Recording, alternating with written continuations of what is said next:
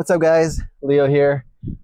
Here at the park near my place, and my idea was to get some shots, maybe like some interviews going, try to promote our new videos coming out soon. And it is so windy today, like crazy windy. I don't know where this weather came from.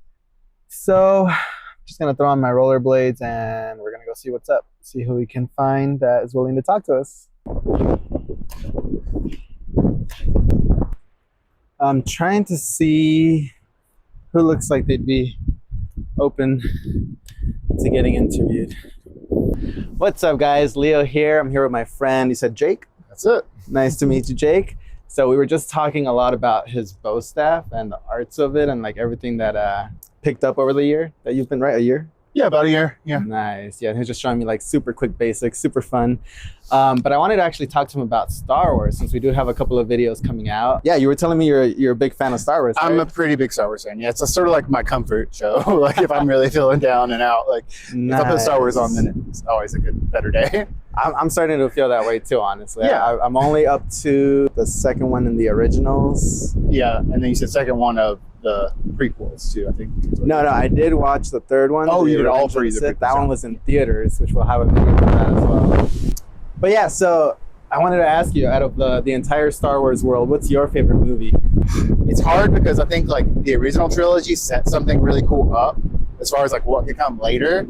But I think as far as like a movie, if I just like look at it from a cinematic standpoint, I think Rogue One was like my favorite like movie. Okay. It was really good, and it's like what led up to the original Star Wars: The New Hope. Oh, gotcha. Yeah. Okay, then I still need to watch that one, which I'm sure Mark has a plan for that. I had a fun question, actually. I wanted to know, if you were in the Star Wars universe, like, where do you think would be your preferred like planet or place to like live at? My preferred planet. I mean, Yavin looks beautiful, and it has like the temples and stuff. Like when they're taking off to go to the Death Star, Okay. and they have like their little temples, and it's just so green. Where I'm at in Tennessee is like temperate rainforest. Actually, is what they're considered, which is kind of weird. A lot of people don't realize that a lot of Appalachia is temperate rainforest because it rains almost every day. That they shot it in, I think, Peru. I think is where they shot the Yavin shots. It's very tropical, right? And the Andor guy, he's from Peru, which was pretty cool. But also, I get really introverted sometimes, so I'm like, maybe I would be Yoda on Dagobah too. I don't know. I could just deal in the mud and make a little adobe house. I think I could do that. I live like that. I think that would be fine. I can make it. That would be fun. Just train bow staff. Yeah, I just bring my bow staff. I grew up on a farm. I know how to make some food and stuff, so I'm good. That's amazing. And then nobody bothers me. I'm good. Yeah. What has been your favorite like moment or like 5-minute section of Star Wars that you've seen so far, or like maybe the most epic or the most like whoa?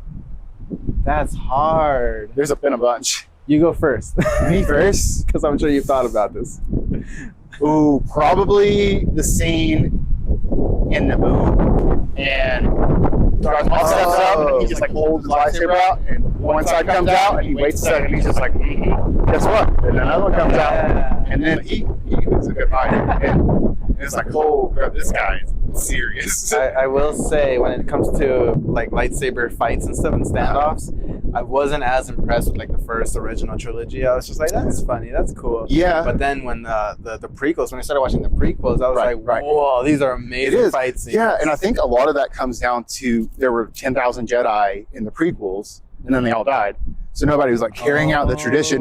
So even though Darth Vader is such an amazing sword person, he wasn't fighting a lot of people from day to day, whereas he was training every single day before. They're just, so true. I think it was like a dying art. Lightsaber battles were just kind of like dying out at that point. So I think that could have had something to do with it. And obviously, I think this in the real world, the special effects is probably more of it. But when you mentioned that scene, the first thing I thought of, because we have another video coming out, I think it came out today, but it's a video where we were playing the Lego Star Wars game. Those are good games, actually. I like playing those with my kids because I can like put them on co-op mode, and even if they like fall behind it, I'll just like shoot them back up. That's basically what Mark did with me.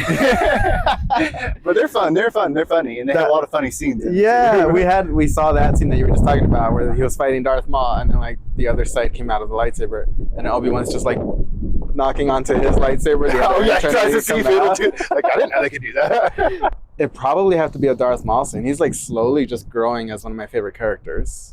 So now that you mentioned he's that, a very interesting character. who's your favorite character? I mean, I kind of have a crush on Ahsoka, Yeah. the lady who plays Ahsoka especially. Sure. So I think Ahsoka might be my favorite because I think she just has a lot of potential.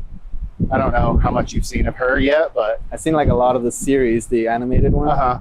So she's a great character. I love her too. I think she's a really cool somewhere in the middle, kind of, as far as like her perspective, her introspection, how she sees the Force and things like that. Right. And I think a lot of people get too polarized, and I think she's a good person to kind of see the other side. Definitely. And I kind of wish we had seen more of Dooku, because I think he might have got caught on the wrong side of it with Sidious and stuff. But I think he was sort of like, I don't know about all this. Like, I think we have this a little bit wrong. When you're in the Jedi Order, you kind of start feeling like you have only two options. Yeah. But Ahsoka was like, nah, I got a third option. I'm just gonna step out. Yeah, peace out, guys. I think it would probably be pretty hard to leave if that's all you ever knew. Yeah, you're right.